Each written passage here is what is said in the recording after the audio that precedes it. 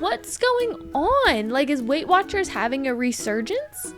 Or what's happening? That doesn't teach me about nutrition, because that would teach me that I shouldn't eat an avocado because there's too many points in it.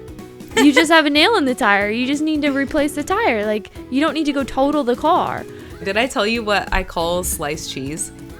What you will see from my what I eat in a day is I am a fat queen. I feel like I'm getting fired up about this because we cannot be demonizing fat for women, especially if we want to have children someday. 1 tablespoon of butter is 5 points. Welcome back to the Let's Heal podcast. Today's episode is definitely more of a casual life update mixed with a pretty honest conversation that we know might ruffle some feathers, because we decided we wanted to chat about Weight Watchers. We've been seeing some content on social media and we feel like we need to chat about it and kind of the issues that we have with it. The point hacks, the protein desserts, the sugar-free everything. Honestly, we just have so many thoughts about it, so we're going to chat about it. So in this episode, we're unpacking why programs like Weight Watchers became so appealing to women, just like why we don't understand things about the point system, the obsession with low-fat, low-calorie, high-processed foods, and why so many people are still feeling hungry, obsessed with food, and stuck in diet culture even though they're following the plan. At the end of the episode, we're actually going to do something really fun, too. We're comparing what Weight Watchers says our daily points, quote unquote, should be versus what our actual days of eating would add up to under their current point system. So whether you've done Weight Watchers before, are doing it currently, or you're just trying to build a healthier relationship with food and your body, this conversation is meant to make you think, not shame you. So let's get into it. Hi. Hello. What you have been up to? Nothing crazy. It's starting to be traveling time. I was just going to say nothing crazy. You just came back from another state. I know. So I was just in Arizona, and I love Arizona. It was beautiful, really interesting weather there. I think I experienced just like all temperatures in one day because of the difference in elevation that you would go through kind of in one day, but really loved it. I was there for a week. But when I say like we're starting to get into traveling time, it's because I feel like from April-y time to maybe September, we'll see what else kind of trickles in there situation.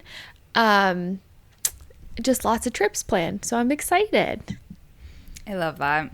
I don't know why, and I think for me, like we didn't have a post-tax busy season trip planned, and I know we're taking, for those of you that don't know, many people probably don't, we're taking like a family Dollywood trip. Well, so Tennessee. Like we kind of, yes, Tennessee, Yeah. and then part of the Tennessee trip we're going to Dollywood. Yeah. But because of that, I'm like, well, we don't really need to go on a trip like between busy season and then. Yes, you do. do. That just might be a lot. Ellie says we do. I'm actually I've gone on 2 trips But before that. I also feel like, kind of like with food, like I don't know if my brain is feeling restricted, but now I'm just like craving a trip so bad, and I just want to go somewhere. I almost don't care where. Like, take me back to Vegas right now. You have to stop with the Vegas. I know. I want to experience more, but it is a good time. It is a good time. Yes. You gotta check some off the list. I know. Honestly, just make a list and then go down it. Did Will tell you his list theory? Did I ever tell you the list theory? You did. He said that you can't plan another one until the next planned one is checked off and completed. Well, you can't book another one. Book another one. You can plan it. It just cannot be booked. So we can only have so many trips booked at a time. And then once the trip is off of the booked list, you can put another trip onto the booked list. Now, how many booked trips do you typically have on your list at once? Right now, I think only 3. Okay. But that only takes me to the second week of July.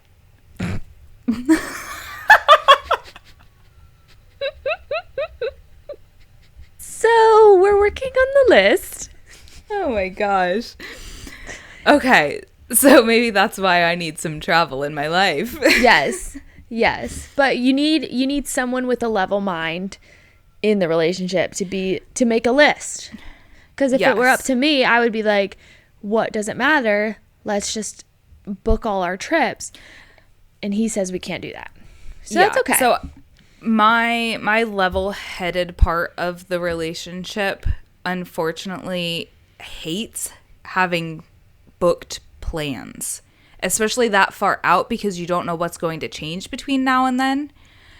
So that's where I struggle. Like, I would book a trip 6 months out and be like, that's when we're going, that's what we're doing, and we just kind of put the details together as we go. Mm-hmm. But like, this man hates having a plan. Even like a weekend plan, I'm like, hey, do you want to do this? We'll see. That's the response I get. I can't plan my life around we'll see. I hate that. I can't do it. I hate that. And that drives me nuts. Yeah. Because I need something to look forward to. Exactly. This man would look forward to staying where we're at all times. He says that this is paradise, and I say there is more paradise out there. Well, you know what this means is we just have to go on trips together. And the issue is neither of us then, if we went on trips, me and you, neither of us have a level mind. No.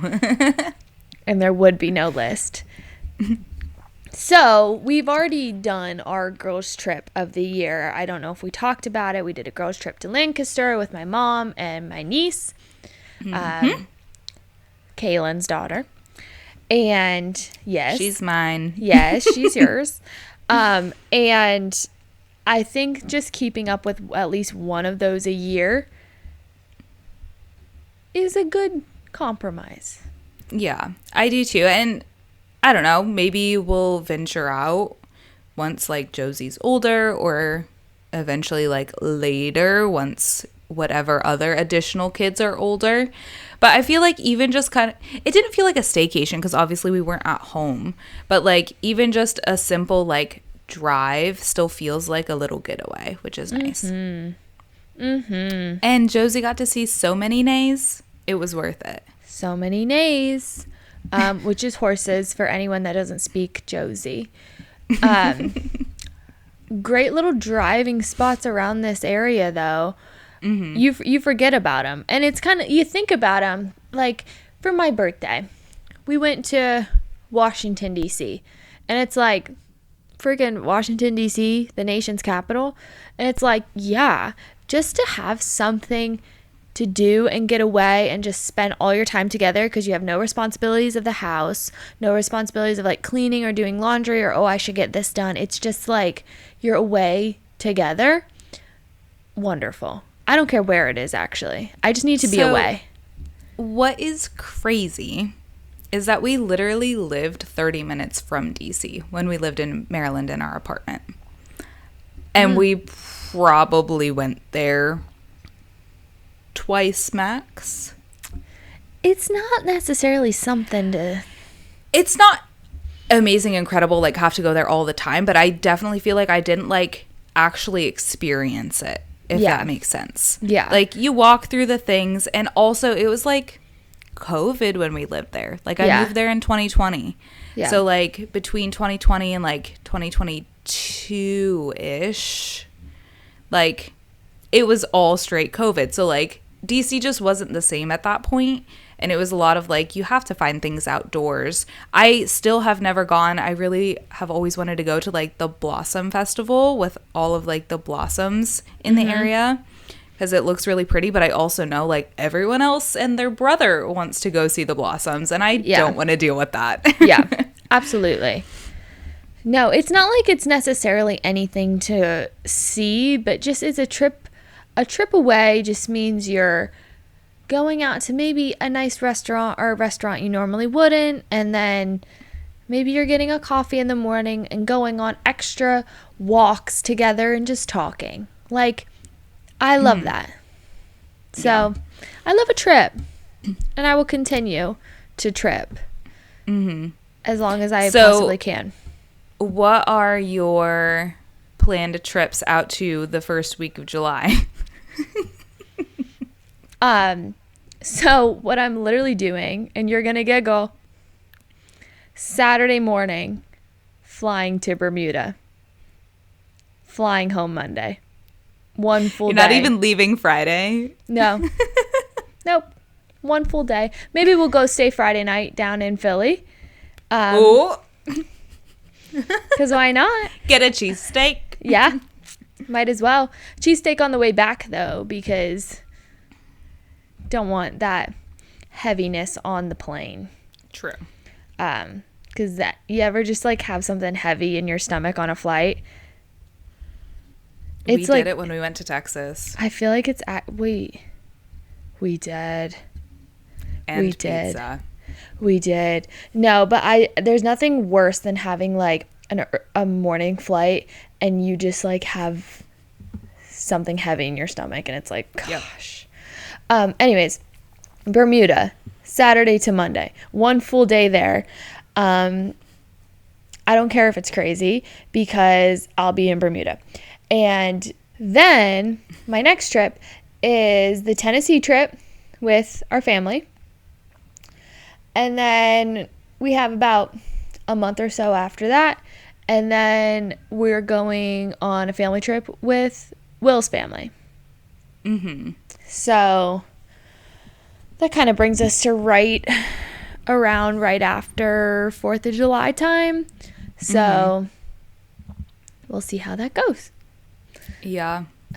I was going to say, the trips might be a little close together, but it's honestly, we do this to ourselves every summer, and I've never once done a trip and came out of it and said, oh, I regret doing that. I shouldn't do that again next year. Yeah. So I honestly, if I could be on a trip every weekend, and I don't mind a flight, I don't mind like literally a weekend jaunt. Mm-hmm. Like I'll fly anywhere. One time we were looking at flying to Vegas to just have a night there. And Vegas is across the country. That's a bit crazy. I know, but I was going to do it. Across three time zones? 2 time zones? 3. There's a girl, I can't remember her page, and it's going to be silly because I know it has something to do with exactly what her page is about. But she will literally book, like, a day trip. So, like, she'll go to the airport in the morning, like BWI. She doesn't live far from Baltimore. Mm-hmm. She'll go wherever the destination is for the day, go enjoy, go explore, get coffees, get walks, ice cream, food, museums, hop back on a plane and go home that night. See, I would do that. I see people do that down to Florida all the time. I would do that. Yeah. I probably wouldn't do... I would do the day if I had to. In all reality, I would probably just fly out the next morning. One night in a hotel, fly out the next morning. I don't mind a Friday to Sunday trip, even if it's flying. Mm-hmm. I don't care. Sometimes you just gotta say yes. For me, it kind of depends on like time zone. Like if you can leave Eastern time early enough in the morning so you get almost like a whole day in, say, Pacific time zone, like that's worth it because then you get the full day, you know? Mm-hmm. But if it's like you're not leaving Eastern time zone until afternoon, evening, and then you miss out and you have like a full travel day, like that just doesn't seem enjoyable to me. Yeah. I would rather go hit the ground running and have like a full day the first day. What's your life update? Anything crazy? Not really, like other than me super craving a trip somewhere. We just celebrated this week Josie's 1.5 birthday because when your half birthday is on Cinco de Mayo, how do you not celebrate every half birthday forever? Mm-hmm. So I think this girl will truly have a half birthday every year because how could you not? Oh, yeah. She's just special that way. I couldn't have timed it better if I tried. Like, I didn't plan to have her on the 5th of November, but that's the way the cookie crumbled. Yeah. So that was fun. We had our little unicorn party last night. Had some family dinner, a little girls sleepover. Woo. Very fun. Yes. Very fun. Yes. Well, I know when we had talked about like what we were going to chat about on our episode today, you were really like excited to talk about, I guess, what a Weight Watchers video like came across your TikTok and then you started thinking about it. No, I had like so many Weight Watchers videos like come across my TikTok. That's and I random. was like, I know. And I was like, what's going on? Like, is Weight Watchers having a resurgence? Or what's happening? Like, is everyone just on Weight Watchers again? So then I started to look up Weight Watchers TikToks because I was so intrigued because they were like, what I eat in a day on Weight Watchers. Like those kind of TikToks. Which we love a video like that. I love a what I eat in a day. Oh my gosh.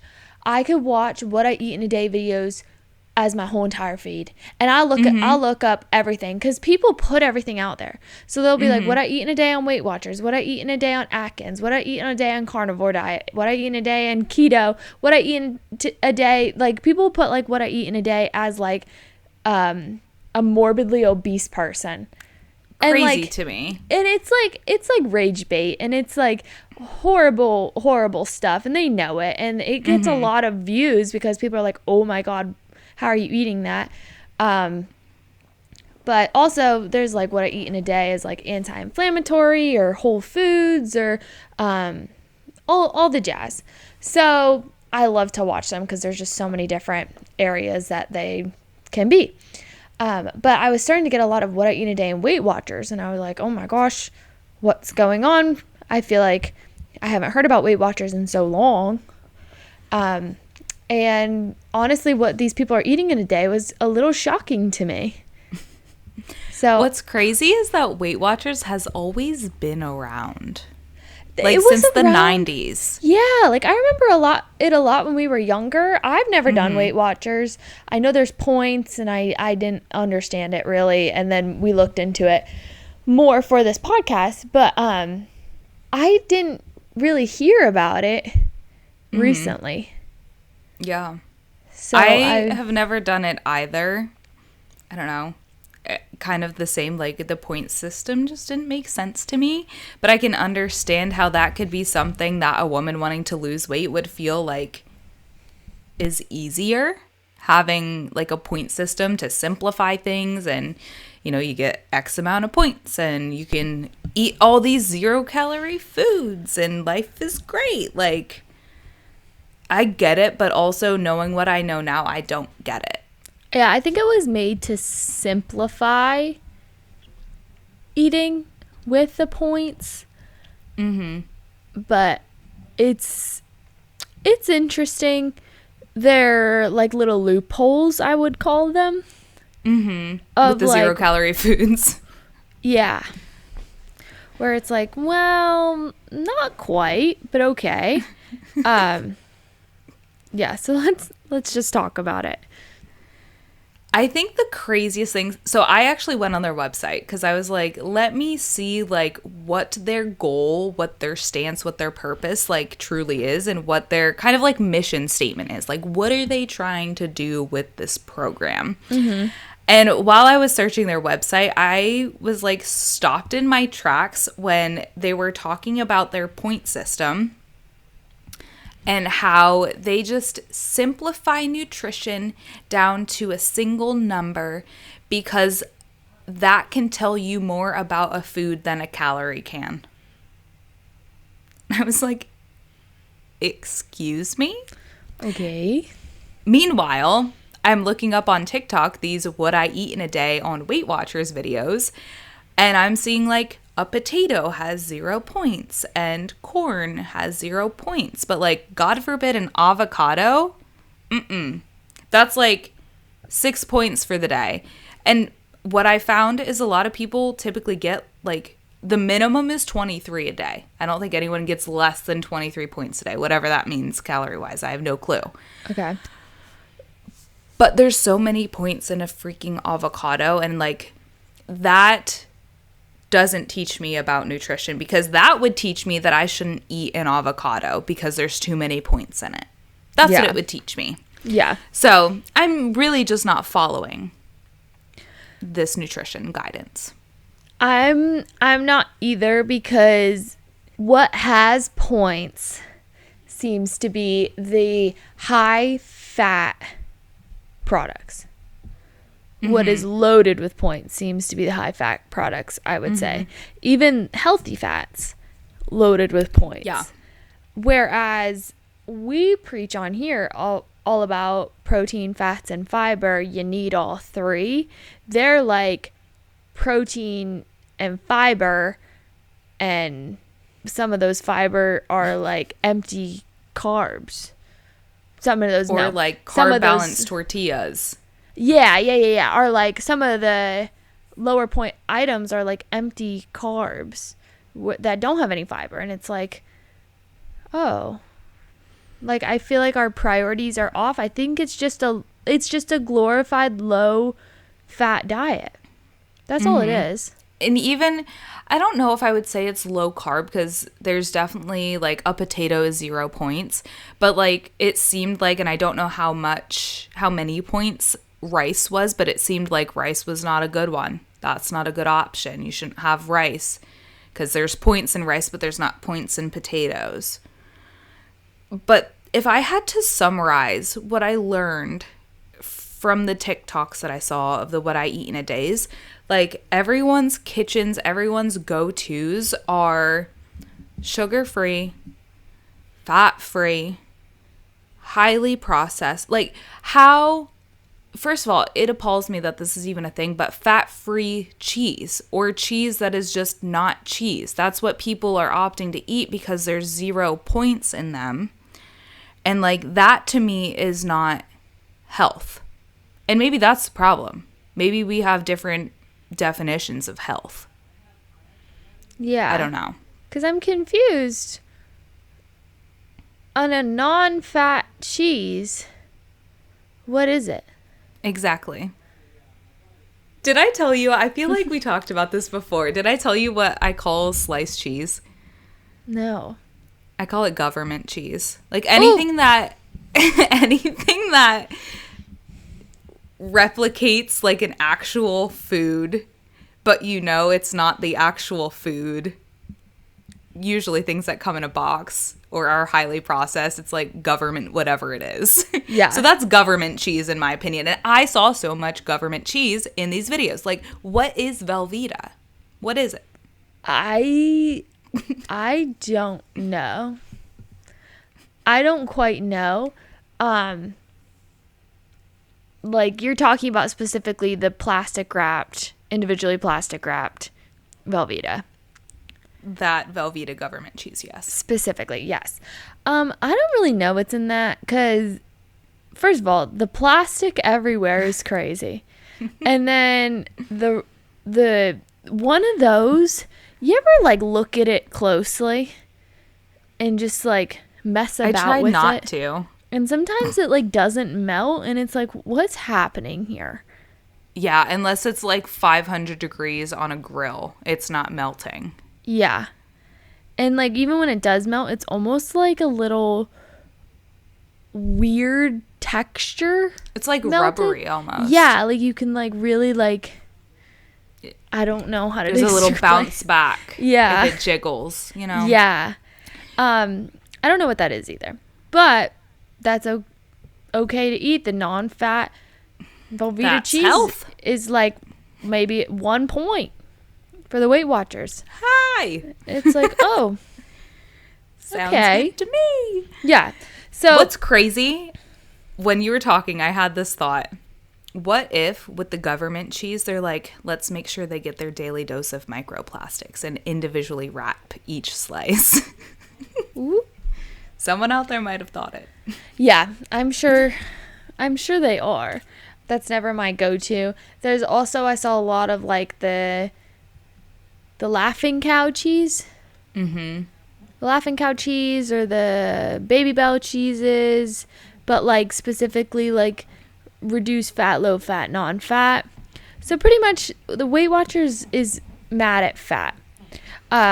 Which not sure why. Can we just remind everybody what fat does in our body and why we need fat? Well, I think the problem is there's so many important things that I can't rank them because they're all equally important in my book. But I think one of the biggest ones as women, which I also have to add, I didn't see any men making TikTok videos about what they eat in a day on Weight Watchers. So it's really our girlies that we're talking to and that need to hear this. that our hormones they feed off of fats. Like, that's what regulates our hormones. That's what allows our body to send the signals through our body for satiety, for hunger, for fertility. We're having this fertility epidemic, and everyone's out here doing Weight Watchers and demonizing fat still. And it's like, what century are we in? I thought we were past this. But not only the hormones, it also is really important to digest and absorb our vitamins that are fat soluble. You can't absorb vitamins when you don't have a carrier to absorb them. Like, it's just plain and simple. That's science. We're going to trust the science on that one. You need fat to absorb a fat soluble vitamin. That's just what it is. Not only that, our brain fog, that it literally fuels our brains. Like, fat is probably one of the healthiest things that infants, fetuses, children could have, because that's what develops the brain. We need to have healthy fats. So there's like 3 right there off the top of my head. And it's like, there's also so many other things. And I know you focus a lot on gut health and digestion, like that aids your digestion as well. Like, there are so many important things. And like, I don't know, I feel like I'm getting fired up about this, because we cannot be demonizing fat for women, especially if we want to have children someday. Another one that you didn't touch on was that fat also helps with that feeling of like satiation, like feeling is hormones. Full. Yeah, feeling full, feeling like you aren't hungry anymore. And what we saw on a lot of the videos of what I eat in a day, in the comments, it's almost glorifying, like on like the comment will be like, on like day 4, really feeling hungry and fatigued and like lots of brain fog. Yeah, chills. And it's like, oh, because you don't have any fat in your diet to make your stomach go, okay, I'm full. So like, you're not completing the trifecta.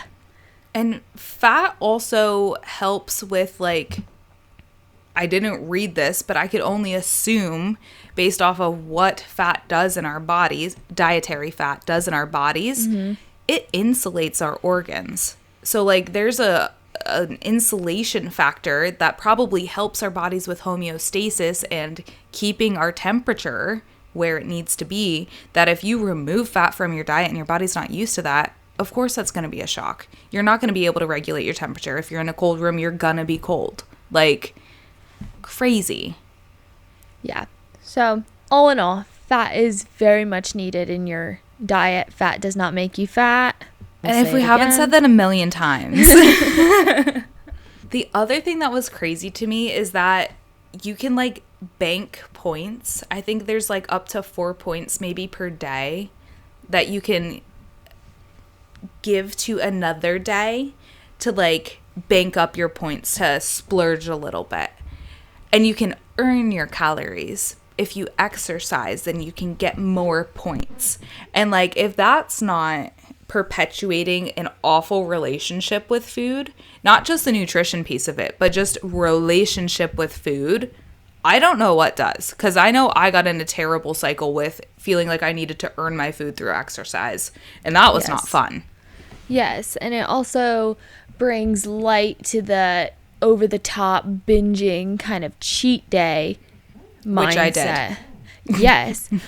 Which I've done that many times too, where it's like, we've said before, when it comes to like the cheat day mindset, it's the mindset of, oh my gosh, I have a nail in my tire, I'm going to go crash the car. And it's like, sounds great. Why would you do that?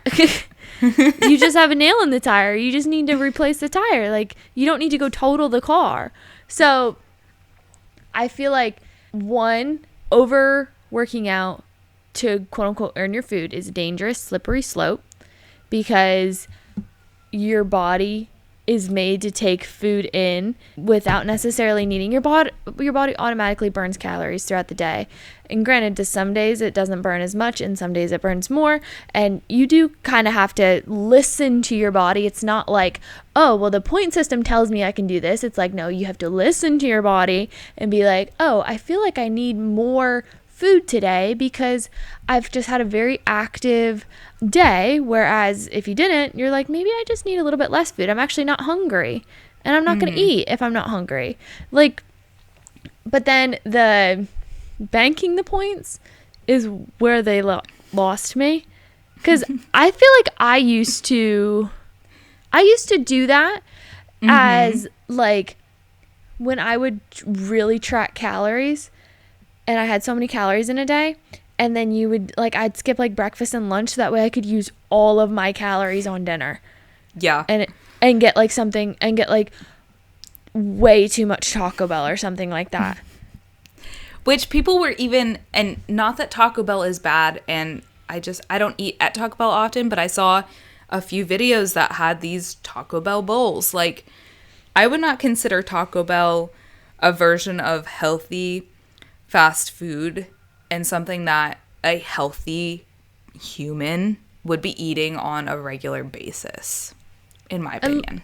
To be 100% honest with the podcast, if I'm going to Taco Bell, I really like to prioritize health and wellness and real foods and all that kind of stuff. If I'm going to Taco Bell, for some reason, I'm not getting a freaking bowl. Like, not the protein bowls. The fact that we're working the protein bowls into our everyday diets, like, live that 80-20 lifestyle. And if you want Taco Bell, you go get that Crunchwrap Supreme. I'm getting a quesarito. Yes. That's all I've ever gotten at a Taco Bell. Yes. And I've probably been to Taco Bell a handful of times in my life. If you're going to go to Taco Bell, get what you want from Taco Bell and make it a part of your 20%, and then eat the 80% the whole rest of the day, and maybe like a few days after that. And don't be like, oh, I could go get this Wendy's salad, or I could go get this Taco Bell bowl and it fits into my points. It's like, no. And I have to say, I think what those people are doing when they post those things is they're probably just trying to show by example that you don't have to completely cut those types of food out while trying to lose weight. But also, I can't think of someone who's like, man, I just really want a Taco Bell protein bowl right now. Yeah. Like, you want a Taco Bell quesadilla, you want a Taco Bell taco, you want a Taco Bell burrito, whatever it is. Like, you can have the foods, yeah, to say I went to Taco Bell, but like, you're not actually, and maybe you are, and you're just not telling us, like, actually scratching the craving. Or I should say scratching the itch on the craving when you're doing that. Yeah. Because I feel like I would still be left wanting more. Yes. I would 100% agree with you. Because to me, a bowl as well is like, you can make a bowl at home. And you should. You should make a bowl at home. And the reason you probably want that bowl out is because of the sauce and the different sauces that they put on it. And the sauce is what's not good for you. Yeah.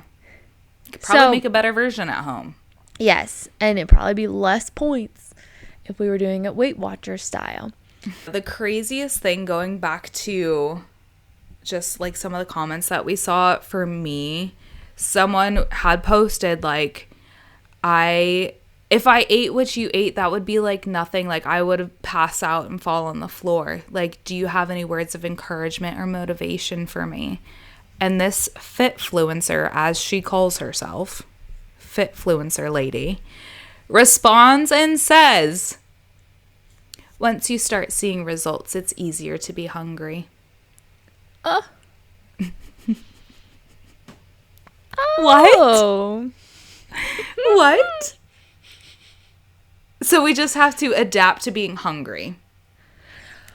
Which, that brings me to my next point of, I'm watching these TikToks, and I feel like I am severely under eating when I'm watching these TikToks, which is actually so funny because at the end we plug in what we eat in a day and the numbers are crazy.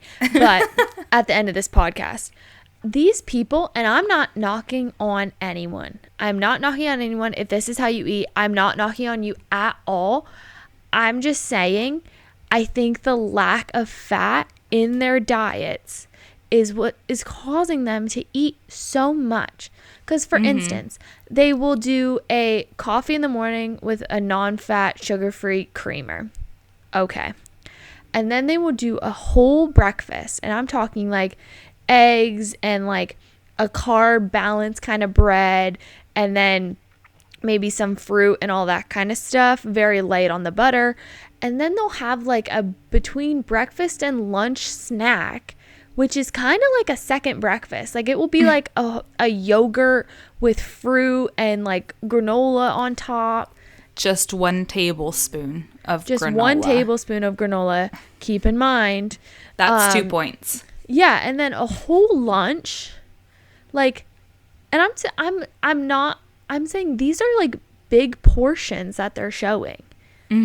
A whole lunch, and it will have a lot of processed stuff in it. Sometimes it will even have like protein bars with a sandwich and like all or that like kind a of lean stuff. cuisine. A lean cuisine, and then like a yogurt on the side and a protein shake on the side of a lean cuisine. Like, you know what I mean? And then they're having another snack between lunch and dinner, which again, it's a big snack. And then they're having a full dinner. And then they're also having like a low fat, no sugar dessert. And in my mind, I'm thinking that's a lot of food. Not only that, that's a lot of decisions to be making every single day. Yes. And what else do you have to spend time on if you're not thinking about what your next meal is or snack? Because, and it's a lot of prep too, if you're someone that preps it prior. But my question is at what point do you step back and look at your food and say, why do I not feel full? When I'm eating this much, yeah. Yeah.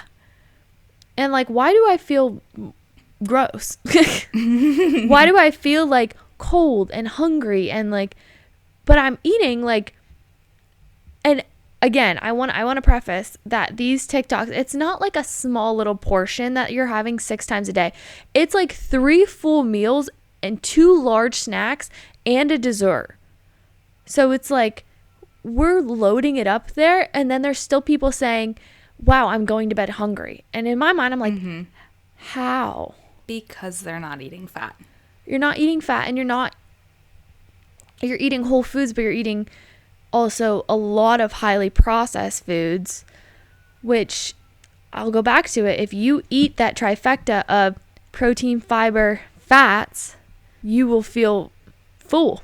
You know what I also bet has something to do with their satiety versus not?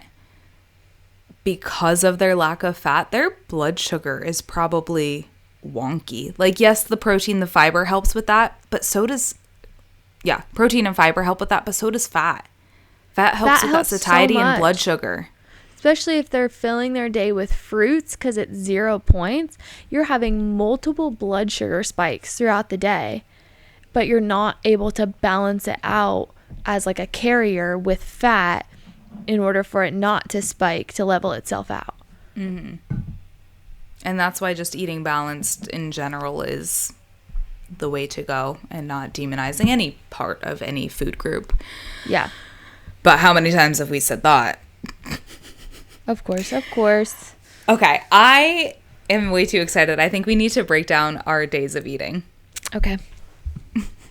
So just for background, so the pod knows, we did this before we hopped on. And then I started sharing with Ellie what her day of eating looked like. And then we decided this would be better if we got the real reaction in real time. So we paused on that, and we're just going to go over it in real time so we can have some shock together. Wonderful. Can you start by telling us what your goal was. You typed into like Weight Watchers what your goal was and how many points it said you could have a day. Yeah, so I plugged in like I found this calculator online. It's healthyweightforum.org. Anyway, plugged my information into this calculator because I was like, how can I figure out what my assigned points would be per day? So gender, weight, height, age, activity level, and then a goal for your weight. So I just said 10 pounds because I feel like everyone always says 10 pounds. So that's what I said I wanted to lose. So for the first like 4 weeks, it had me at 24 points a day, which is just above the absolute minimum. And then the 5th week, it actually brought me down a point per day. Don't know why it did that. But we based it off of 24 points per day to lose 10 pounds, which apparently it plans for me to do that in 5 weeks, which is absolutely not anywhere near what it actually said Weight Watchers intends to do, which is a half pound to a pound per week. So that has me losing 2 pounds per week, which doesn't make sense. Okay. So I took that information, I went to ChatGPT and I said, could you give me like a day of eating if I were on Weight Watchers and I had 24 points per day? And then that gave us the idea to plug in, okay, let's see if ChatGPT can break down what our current days of eating convert to in points. So we did 2 different versions. We did Ellie's day and we did my day. And then it spit back what our estimated points would be for a total day.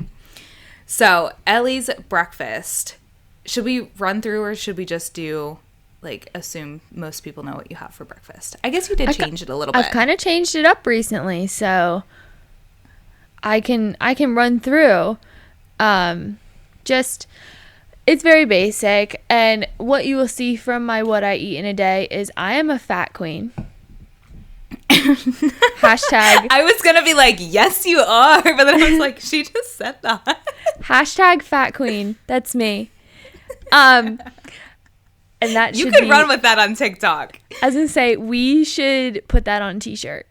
Hashtag Homestead McGee. Hashtag fat queen. I love fats. Healthy fats. Love them.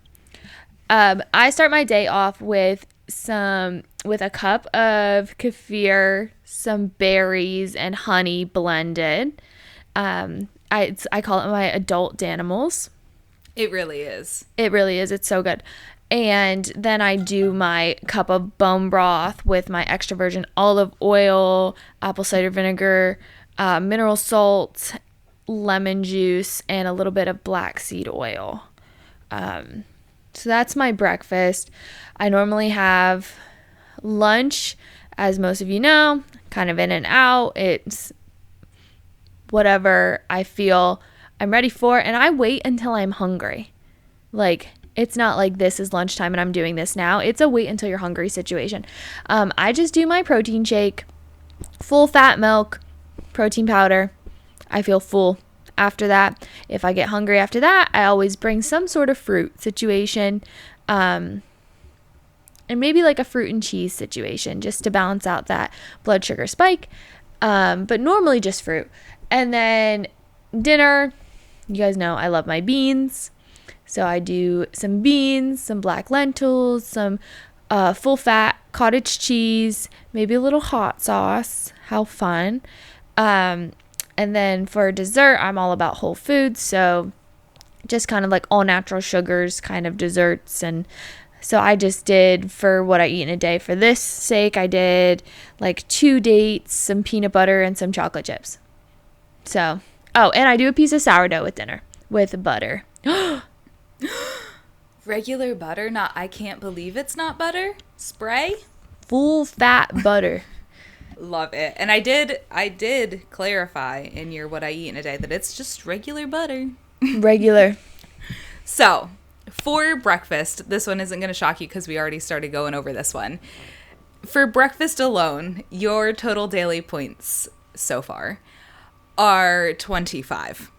Wonderful. Just for breakfast. I've already hit my max, and let's remind everybody that was just a cup of liquid. Yeah, that was just liquid. It was a cup of kefir, berries, and bone broth. So your full fat kefir has 6 points for the day, which is crazy because it is so good for your gut. It's so good for your gut. So good. 6 points because God forbid there's full fat in there. You get 2 points for 1 tablespoon of honey. Ooh. And I need to have you guess how many points. I mean, you can kind of estimate based off the total and what everything else looks like. How many points do you think your 1 ounce of olive oil is? Oh my God, probably 10. 14. Stop it. And then 3 points for your black seed oil. That's so funny. I don't even know if it's actually 1 ounce that I do. I try to just do a shot of it. And maybe you get 7 points, and that brings you down to like 18. I have no idea. Breakfast. We just like estimated everything.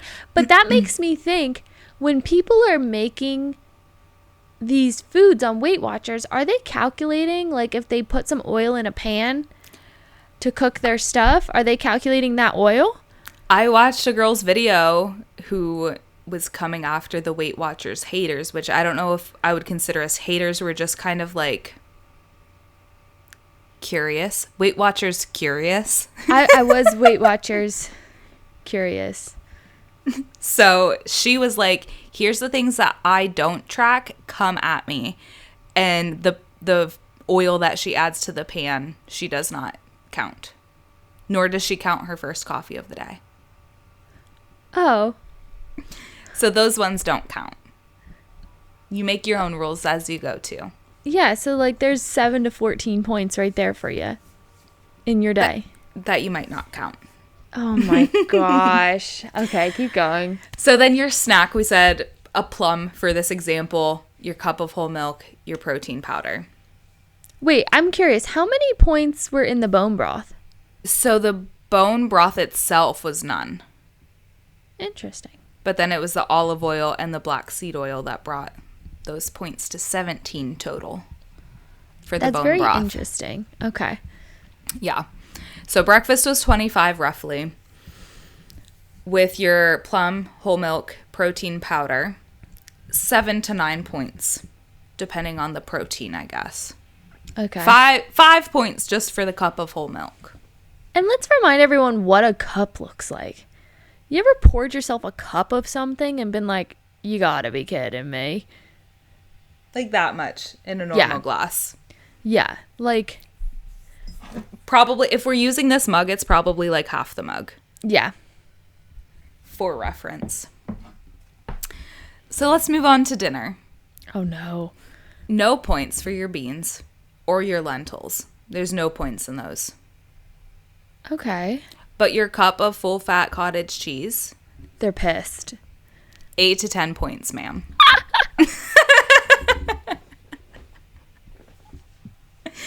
Your half slice of sourdough, that is at least 1 point. Your 1 tablespoon of butter. Why is the cottage cheese 10 and the sourdough is 1? What's going on? Your tablespoon of butter, that's 5 points, ma'am. 1 tablespoon of butter is 5 points? And your 8th cup of cheese is also 2 points. Bringing that total to 16 to 18 points for dinner. You're joking. Oh my God. Okay. Moving on to dessert. Your 2 dates, 4 points. They're so full of fiber. What are you talking about? Your 2 tablespoons of peanut butter, roughly, 6 points. Oh my God. And your tablespoon of chocolate chips, also 4 points. So 14 points for dessert.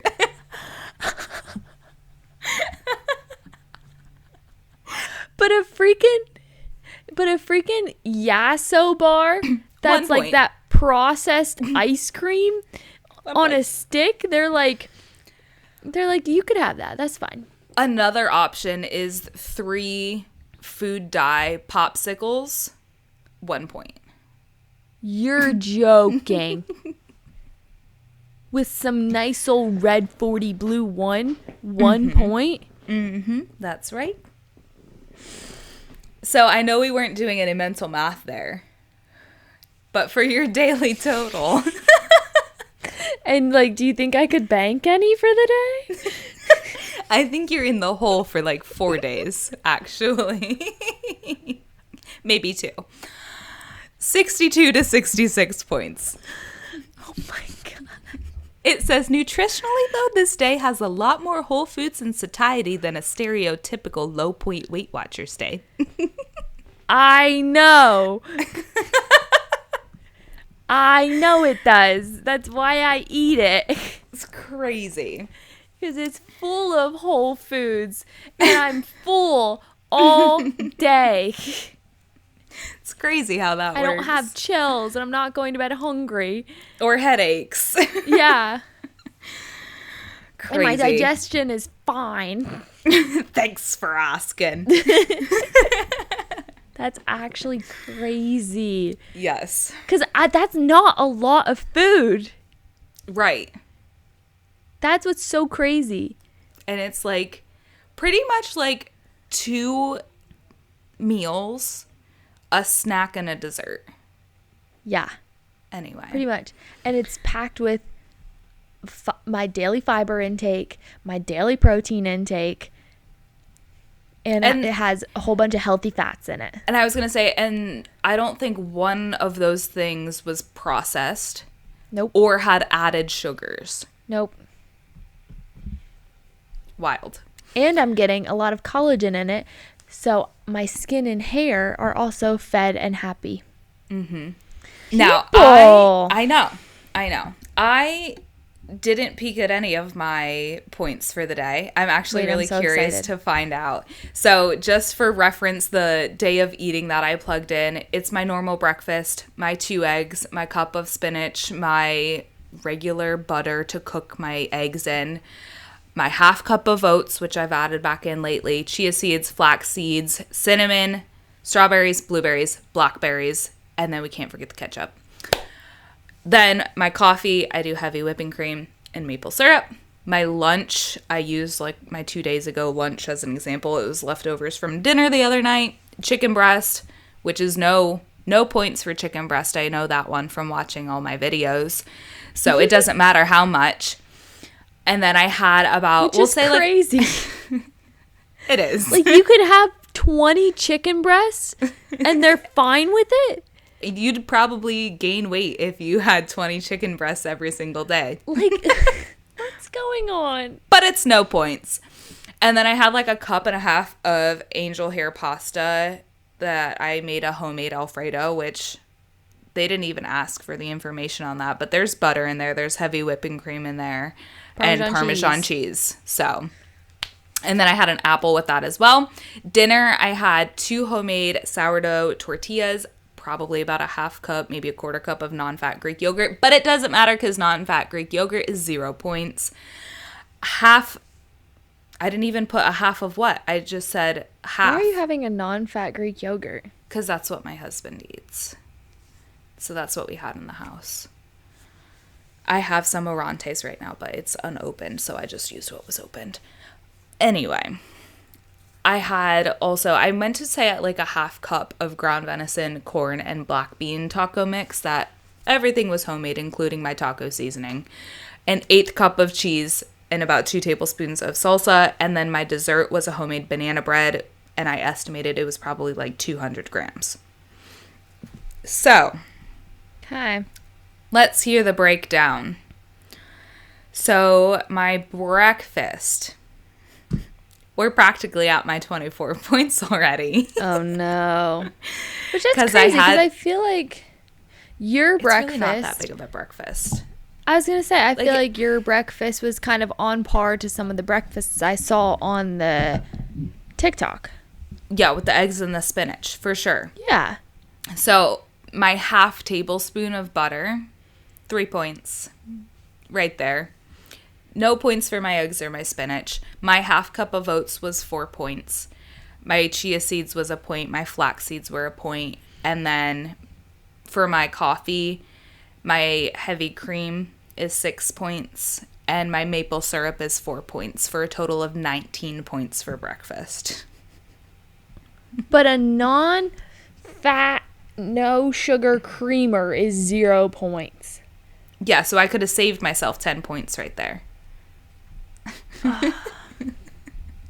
Okay. I'm considering it now. I'm kidding. Oh my gosh. So my lunch, this is crazy. My lunch, no points for the chicken breast, no points for the apple. 14 to 18 for my homemade chicken Alfredo. Well, it's not even chicken. It's just homemade Alfredo pasta. So all of my points came from the small portion of pasta and Alfredo sauce that I had. Oh my God. All right. Dinner, you're joking. They're What? joking. My homemade sourdough tortillas, let me remind you, if you've never made sourdough tortillas before, that was my first time. The ingredients is butter, flour, salt, and sourdough discard. And water. 5 ingredients if we're going to count water. You break that whole ingredient, or I should say that whole recipe up into, I did 16 portions out of the dough that I made. Which rolled out, you roll them thin and then they cook for like 15 seconds or so thin. I had 2 of them. If I had to estimate, maybe like 8 grams total, like end process. They're telling me that's 8 to 10 points for those 2 sourdough tortillas. Because how dare you not get a carb-balanced tortilla? You're right. I should have had more fiber in that. With I 30 suppose. ingredients in it. How dare you? So they assumed I meant a half pound of ground venison and corn and beans. I really just meant like a half cup. So 0 to 4 depending on the leanness of the ground venison. But like, Okay. what deer has had fat dripping off of it? If you've ever butchered a deer, there's little to know. Yeah. So that's crazy. I would count that as 0, honestly. I would count that as 0 I would count because it as 0. it's practically like your 99% ground turkey, but it's venison, corn and beans, which no points for corn and beans. I got 2 points for my 1/8 cup of cheese. So for dinner, that's another 10 to 16 points. My dessert. My homemade banana bread, they're estimating is 18 to 24 points.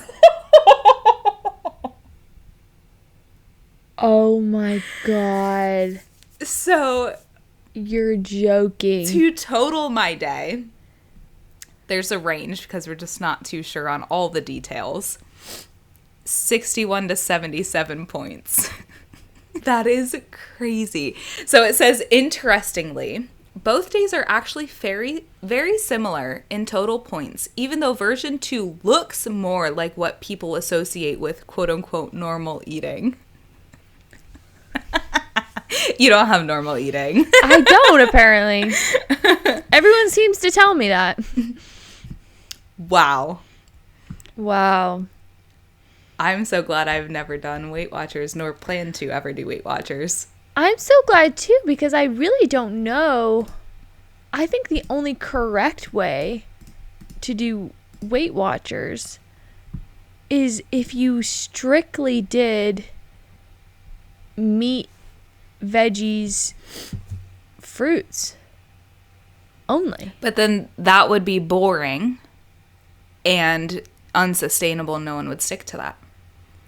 Weight Watchers is boring and unsustainable, and people don't stick to it. Not when you can have 0 count foods.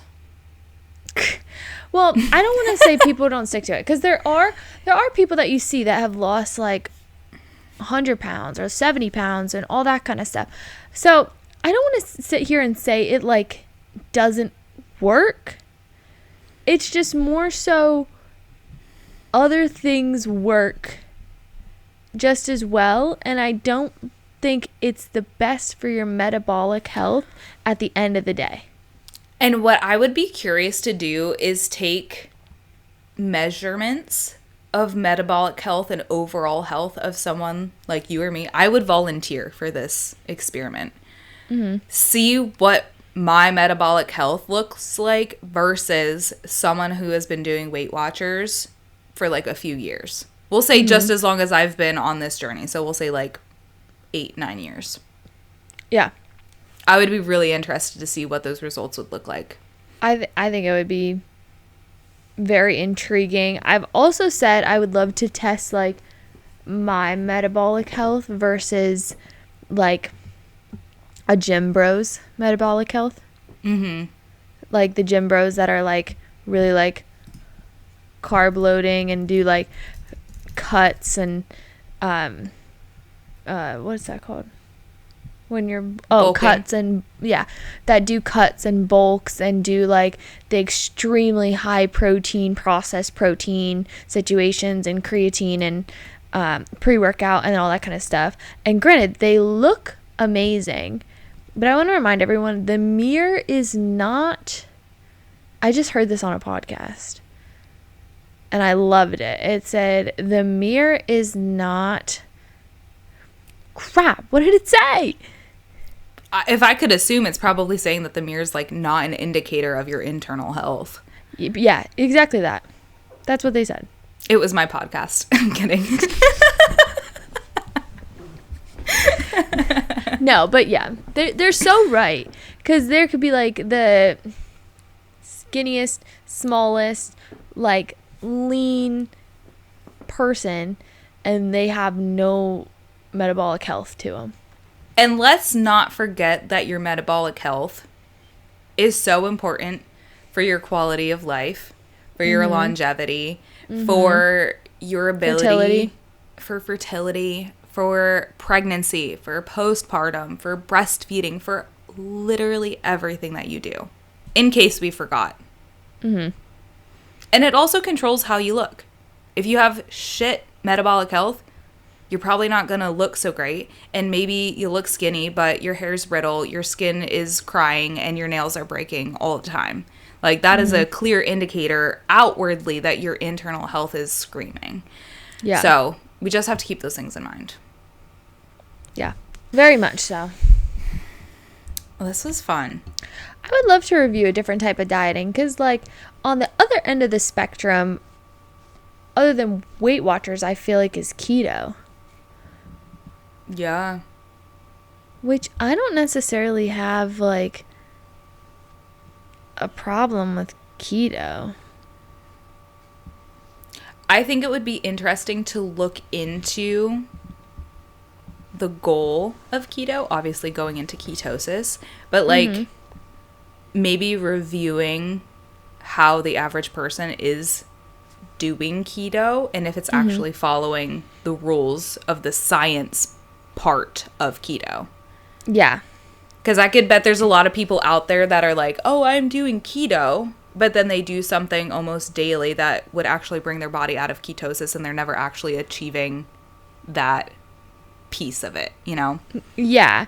And I think there's also, like, keto that's just, like, so far off the wall where it's like you're ordering a pizza and scraping all of the cheese and toppings off and just eating that on a plate. And it's like, whoa. I also have to go back because I could bet that you do have an issue with keto because it does not prioritize much, if any, fiber. See, and that's where I would have an issue with keto for sure. But at least we're prioritizing some fats. That's why I would love to look into the other diets, and I think we should. But I think literally the best diet, quote unquote diet, actual lifestyle is just whole foods, no processed foods, no processed sugars. Just eat regularly. I truthfully don't know if that's an opinion. I think that's fact. Yeah. Because you could still eat stuff you want. Like on keto, you can't eat bread. I like bread. I'm going to eat bread. I'm going to eat the cleanest whole food. Yeah. Homemade. Homemade, good bacteria in the gut bread I possibly can. So, like, that's where I think this kind of situation is sustainable. Whereas Yep. like a lot of these diets necessarily aren't. I've never really met someone that did keto and stayed on keto till the day they died. No, I feel like keto has definitely been like, there are benefits to it. I think there's very intelligent people who have, found the hacks, found at least in like a quote unquote biohacking manner. Like there is strict science to it if you're doing it properly. But I feel like diet culture has taken it and spun it and made it not what it was intended to be. And that's where we're running into issues. Yes. To where you can like deep fry cheese and it's like, that's keto. And it's like, whoa. Your arteries are screaming. Wait a minute. Hold on. I think that would be interesting to break down, especially having that little chat. Yeah.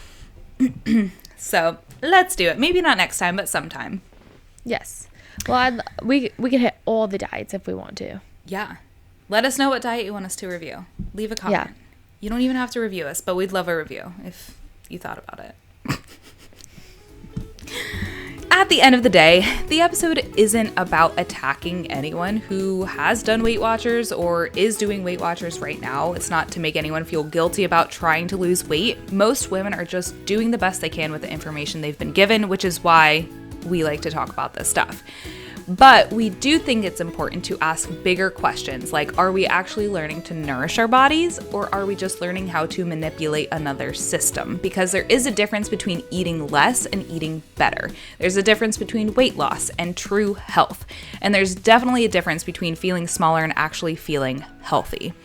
Our goal with this conversation and any future conversations like this is never to fear, shame, or perfect anything. It's awareness. It's helping a woman step out of the cycle of obsessing over food and into understanding her body instead. If this episode made you think of a friend, a sister, your mom, or honestly anyone who's been stuck in dieting culture, please send it to them. These conversations do matter. If you enjoyed today's podcast, please make sure you're following us on Spotify or Apple or YouTube so you don't miss future episodes. Don't forget to follow us on Instagram and TikTok. Our handles are in the show notes. We'd also love to hear your thoughts on this episode because we know this topic brings up a lot. So we love you guys. We'll see you next week on the Sis Let's Heal podcast.